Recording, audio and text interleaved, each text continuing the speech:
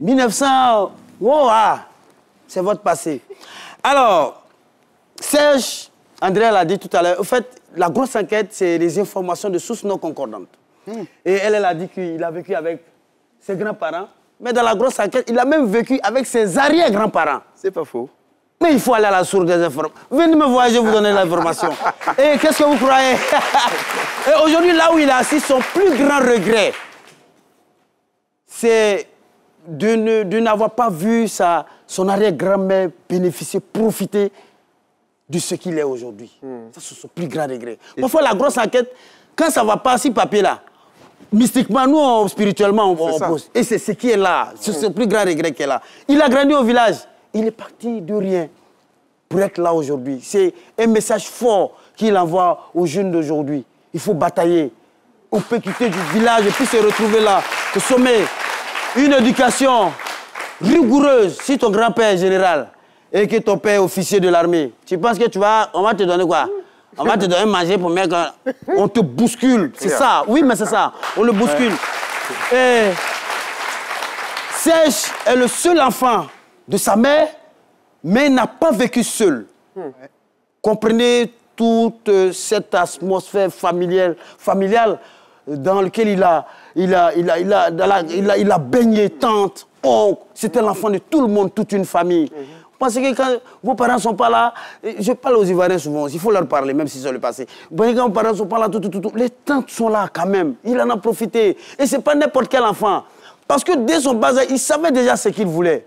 Curieux. Ouais, ses enfants passent, tu les vois, souvent il n'a pas porté habillé, puis il est curieux. Il voit appareil photo, puis il veut voir ce qu'il y a dedans. Il voit la télévision, il dit, mais aïe, ceux qui parlent, ils viennent d'où? C'est quoi? Et il arrivait parfois à aller démonter même la télévision pour voir s'il y avait des hommes dedans. Depuis son bas âge. Le voilà qui est là, au moins si cadavre, voilà qui est assis là. Il le faisait. Oui. Et déjà, il avait cette fibre à caractère nerveuse, curiosité. Il était beaucoup curieux. Oui, curiosité. Mais quand votre enfant est curieux, c'est important. Oui. Mais quelqu'un même déjà là, qui va... Quand vous avez un enfant à la maison, les mamans, ça va bientôt faire. Quand un enfant commence à démonter des trucs, laissez-le. Il démonte télévision, démonte radio, démonte appareil photo. Mais après, il est devenu animateur à la télévision, animateur à la radio. Il a été photographe également. Mais peut-être qu'il démontait parce qu'il savait qu'un jour, lui, il serait dedans. Mais il avait cette fibre de la communication là. Mais moi, j'ai bien peur. À toute chose, il y a exception. Sinon, moi, j'ai une nièce là, elle cherche à démonter toujours les prises de courant là. Je ne sais pas si elle avait travaillé dans une société d'électricité, mais toujours est-il qu'il a eu ses diplômes. Il a été orienté au collège d'enseignement technique. C'est comme si le ministère de l'Éducation nationale voyait en lui ce talent de technicien là.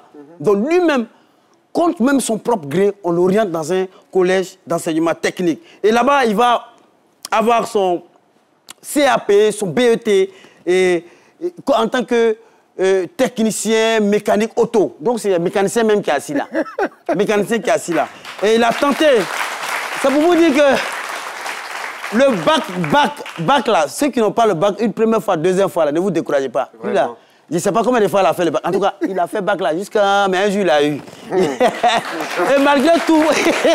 Non, je ne vais pas vous donner le nombre de fois. Sinon, chez nous, on appelle ça le système tabouret en Côte d'Ivoire. Et malgré tout, il devient un grand fonctionnaire gabonais. Alors, grand fonctionnaire parce qu'il aime les grandes choses. Oui, et moi, je ne sais pas, à ma connaissance, c'est le seul fonctionnaire que le Premier ministre appelle parfois pour dire que tu as été nommé à tel poste. Lui. Sinon, les autres, là, c'est sur tableau d'affichage. Mais lui, on l'appelle. Lui, on l'appelle.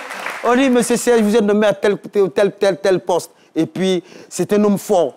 Et un homme fort qui adore tout ce qui est fort, notamment les femmes fortes. Oui, on nous a dit que vous aimez les femmes fortes. Moi, en tout cas, il y a des femmes fortes qui l'aiment là, c'est quoi? Bon, selon nos résultats, femme forte, peut-être elle est forte en mathématiques ou en dictée. Si à quoi vous pensez là, ça, ce n'est pas dans la grosse enquête. En tout cas, il aime les femmes fortes. Et c'est un gros caméléon. Voilà quelqu'un qui sait s'adapter à tout. Vous le mettez là, il s'adapte à ça. Vous le mettez là, il s'adapte à ça. Et c'est aussi la marque des grands hommes, des grands interprètes aussi, grands acteurs. Mais humoristes aussi, parce qu'il n'a pas été humoriste n'importe comment. Parce que sa maman se moquait beaucoup. Donc imaginez une femme enceinte, l'enfant qui est dans le ventre, elle est là, elle se moque. Quand il se mord comme ça, l'enfant aussi, il rit dans le ventre là-bas. Et l'enfant sort, il devient humoriste. Et voilà. Voilà. Et Laurent Monti. Oui. Voilà ainsi libéré les différentes péripéties qui ont miné cette grosse enquête. Je voudrais profiter pour saluer le général Fousseni Dambélé qui a mis tous les moyens à ma disposition afin de réaliser ça. Merci, Dr Philo. Magnifique enquête, grosse enquête. Je vous en prie. Vraiment, vous avez tout interrogé. Au plaisir. Au plaisir. Ouais.